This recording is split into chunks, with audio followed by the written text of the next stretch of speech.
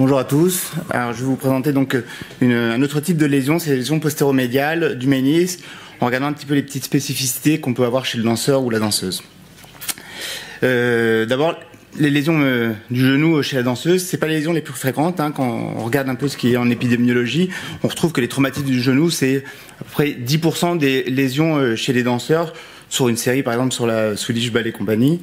D'autres études qui avaient montré sur l'ensemble des lésions, si je prends cette étude-là, sur l'ensemble des lésions de sportifs, on avait retrouvé 40% de lésions du genou, et quand on détaille, c'était le ménisque médial avait 10% de ces lésions, et quand on regardait chez les danseurs, ça concernait surtout le ménisque externe, ces lésions. Le nombre sinon de lésions chez le danseur aux États-Unis en moyenne est de 17 000 lésions, et c'est essentiellement des lésions de la cheville puis du genou. Donc surtout la cheville, le pied en premier.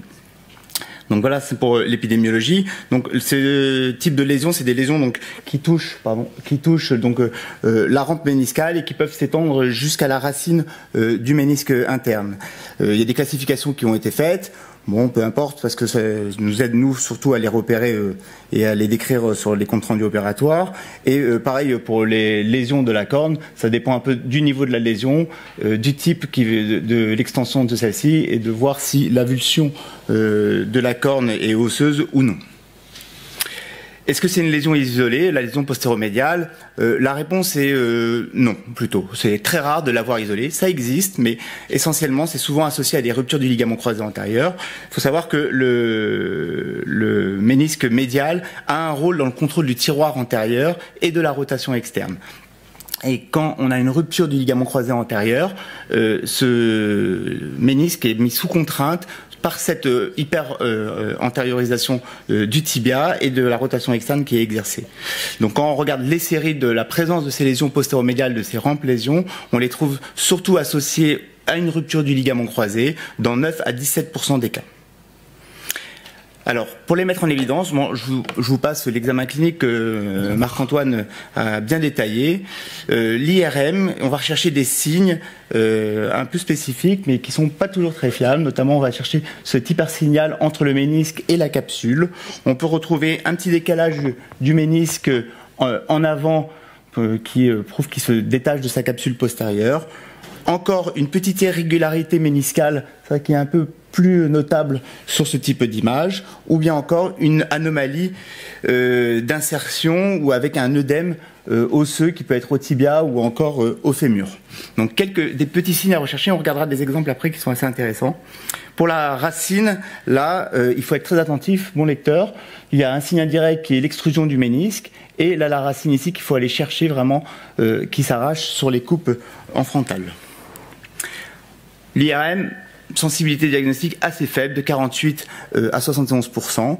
On peut être amené à faire des arthroscopies diagnostiques pour aller rechercher ces lésions et aller palper la lésion quand on n'arrive pas à la mettre en évidence sur l'IRM et que les lésions persistent. On va le voir plus tard lors d'un exemple. Alors pour le traitement médical conservateur, on peut en discuter. Mais ça marche pas. En gros, les lésions méniscales que vous voulez traiter de manière non chirurgicale pour essayer de les faire cicatriser, ça a été essayé plusieurs fois. C'est bon, un peu de cicatrisation, mais 50% d'échecs. En tout cas, dans les vieilles séries qui ont été montrées, que ce soit sur la série d'avant ou bien sur celle-ci, ou avec des lésions qui a été traitées initialement de manière conservateur, on a retrouvé des évolutions qui n'étaient pas vraiment favorables, avec un taux d'échec qui avait nécessité des arthroscopies secondaires. L'acide hyaluronique, j'en parle pas, c'est hors sujet parce que ça concerne surtout les genoux qui commencent à devenir arthrosiques dans ces situations. Et d'ailleurs, c'est la seule série que j'ai retrouvée pour traiter ces lésions. Donc ça ne nous concerne pas du tout dans notre profil de danseur dans le cadre traumatique. Le PRP, alors les études animales ça marche très bien, et après qu'en est-il dans la littérature? Donc Marc-Antoine en a parlé, je vais vous montrer les différentes séries. Donc ça c'est la série entre autres Versaillaise qui avait associé le PRP associé à la suture méniscale et qui avait retrouvé un meilleur résultat fonctionnel avec notamment un score COUS amélioré et un potentiel meilleur résultat à l'image IRM. Kaminski, là, beaucoup plus récent, hein, 2018, l'étude sur des anses de saut avec ou sans PRP, donc des résultats plus favorables avec le PRP. Donc on a quand même une tendance à vouloir ajouter le PRP à la suture méniscale, bien qu'on a des études qui sont en contradiction avec aucune influence des PRP dans ces résultats. Vous avez remarqué, à chaque fois, c'était quand même pas des énormes séries, donc ça mérite quand même d'être creusé comme point pour cette voie d'utilisation des PRP qui peut être assez intéressante. Le traitement chirurgical, donc la ménisectomie. Je pense vraiment qu'il faut être clair aujourd'hui. La ménisectomie, il faut vraiment la discuter au cas par cas, parce qu'on sait qu'une ménisectomie, ça va entraîner de la gonarthrose. Marc-Antoine a évoqué donc les 35% de gonarthrose à 35 ans, à 15 ans d'évolution. À 20 ans d'évolution, c'est 40% d'arthrose, donc on va vers de l'arthrose. Donc il y a des séries qui sont bien connues, que je vous présente ici, qui ont conclu à la gonarthrose. C'est une certitude, on le sait que ça va évoluer vers. Donc, de ces séries ont émergé le concept d'économie méniscale et de conservation méniscale. Donc, à partir du moment où on sait qu'on va donner qu'il y a un fort risque de gonarthrose, on se dit bon, on va conserver le ménisque et dans ces cas-là, on va essayer de faire des réparations de ménisque, bien qu'il y ait un taux de ménisectomie secondaire qui soit de 20%. Et ben, on va rester dans est-ce qu'on va prendre cet échec, ce risque de l'échec ou pas. Donc, votre danseur qui peut être professionnel ou non professionnel, on ne peut pas se permettre de ne pas lui proposer la ménisectomie en sachant la réparation méniscale, en sachant qu'il y a un risque de ménisectomie derrière. Il faut avoir cette discussion avec lui. On va revoir ça par rapport un peu aux résultats, surtout des sutures.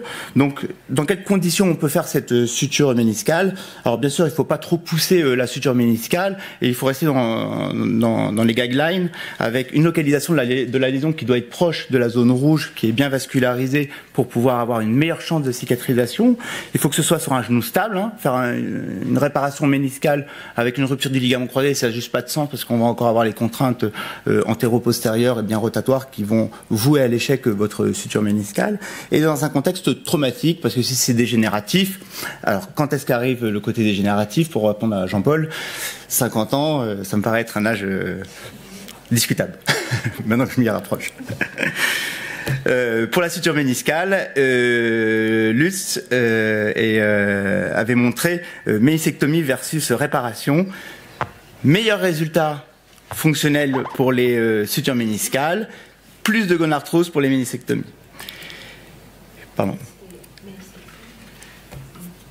Pour les sutures méniscales, donc une méta-analyse. Alors c'est très intéressant parce que celle-ci on peut y passer du temps, je trouve que c'est souvent la plus intéressante. Ménisectomie, on revient au sport, à la danse, à tout ce que vous voulez, plus rapidement bien sûr.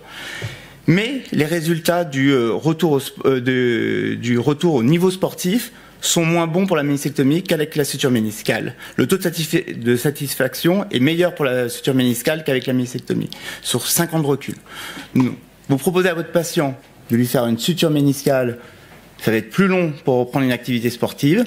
Il y a sûrement un risque de raideur aussi un petit peu associé sur l'hyperflexion, ou en tout cas de risque d'échec itératif de la suture en cas d'hyperflexion, et je pense surtout à cela vis-à-vis des danseurs qui font des hyperflexions, qui se mettent accroupis avec des talons-fesses réguliers.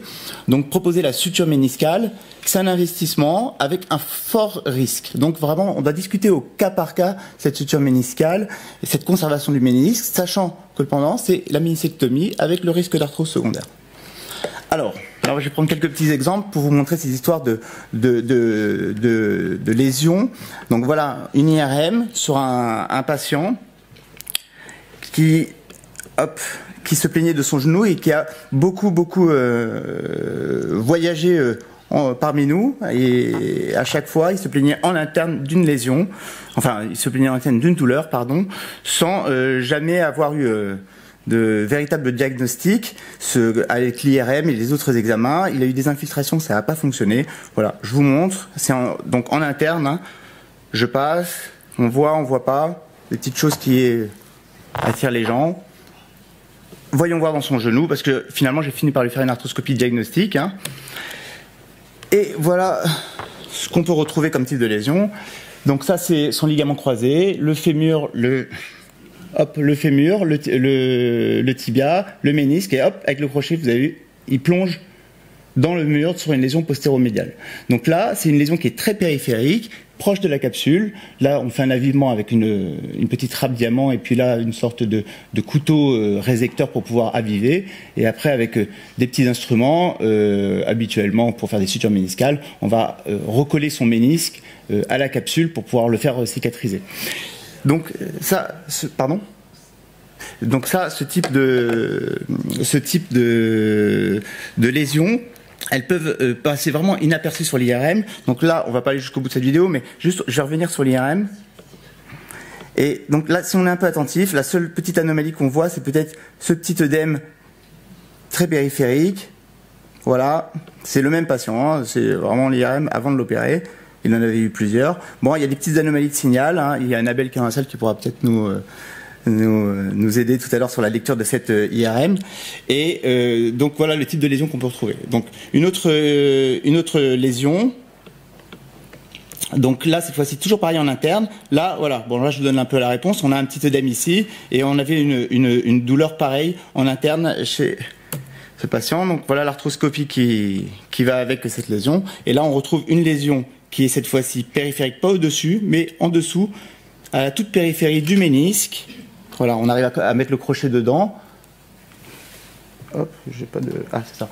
Voilà, qui est en périphérie, on arrive à mettre le crochet dedans. Donc pareil, le même système, on avive, on met des petites sutures pour pouvoir recoller le ménisque à la paroi. Hein, ça, c'est des systèmes de nœuds autobloquants. On tire, hop, voilà, ça referme le ménisque.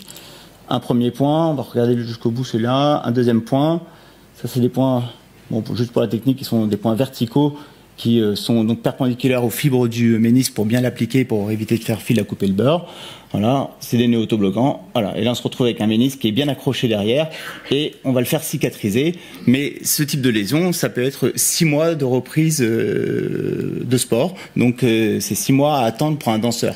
Et Yoann a bien noté tout à l'heure que souvent les danseurs, quand c'est leur profession, c'est des situations qui peuvent être un peu précaires. Ils sont tributaires de spectacles et c'est vraiment des grosses contraintes de leur demander de s'arrêter 6 mois.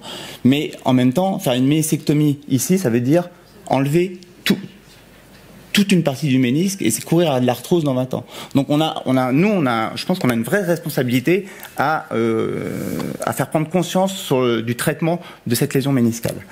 Bon, on va passer un peu plus rapidement. Là, ça c'est une rampe lésion. C'est pour dire qu'on peut réparer par derrière les ménisques.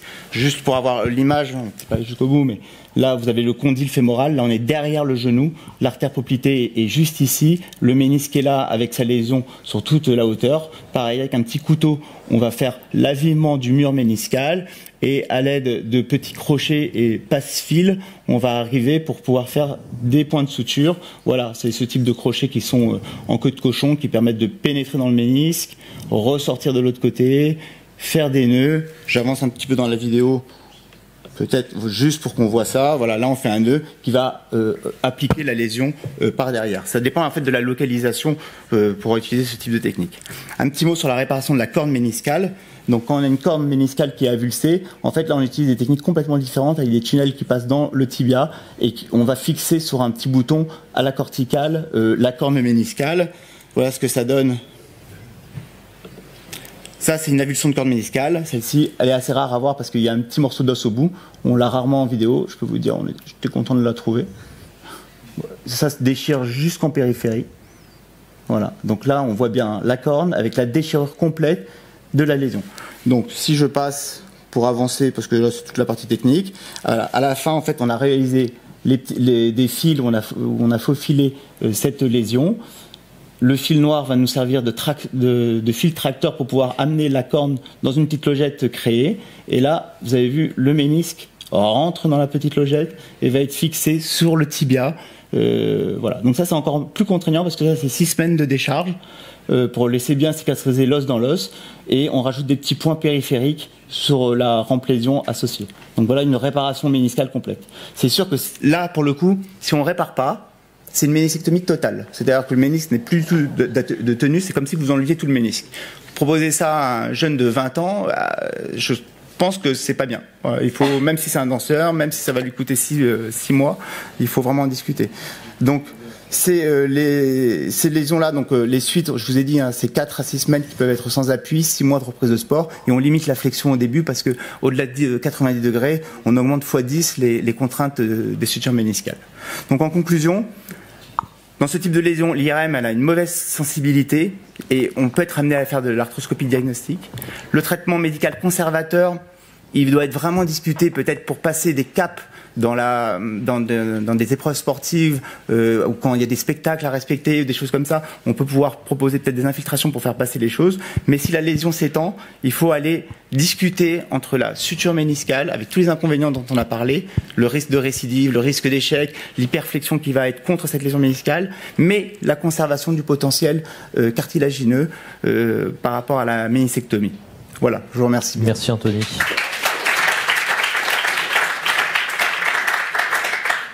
On est en retard. Une question ?